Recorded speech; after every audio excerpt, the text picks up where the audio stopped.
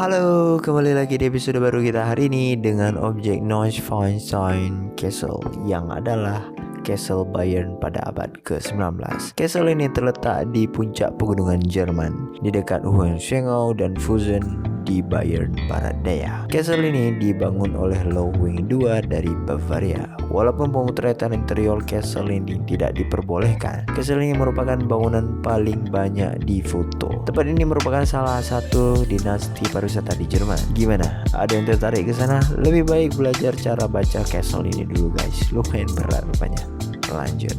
Castle ini telah dibuka untuk umum sejak tahun 1886. Setiap tahun sekitar 1,3 juta orang mengunjungi castle ini dengan 6.000 orang per hari pada musim panas. Ini adalah objek castle dengan bentuk seperti bangunan di cerita dongeng. Sangat menarik, tetapi untuk kita sketch mungkin bakal sangat capek. Dari visualnya aja sudah kelihatan. Makanya aku kalau nemu objek kayak gini sudah pasti aku coret-coret guys. Tanpa rasa takut jelek, let's do this. Yang pertama, objek ini dikelilingi oleh penghijauan yang sangat luas. Kita harus tetap fokus mencari titik hilangnya. Di sini ada satu titik hilang. Kalau kalian sudah nemu titik hilangnya, tanpa tunggu lama, langsung kita mulai.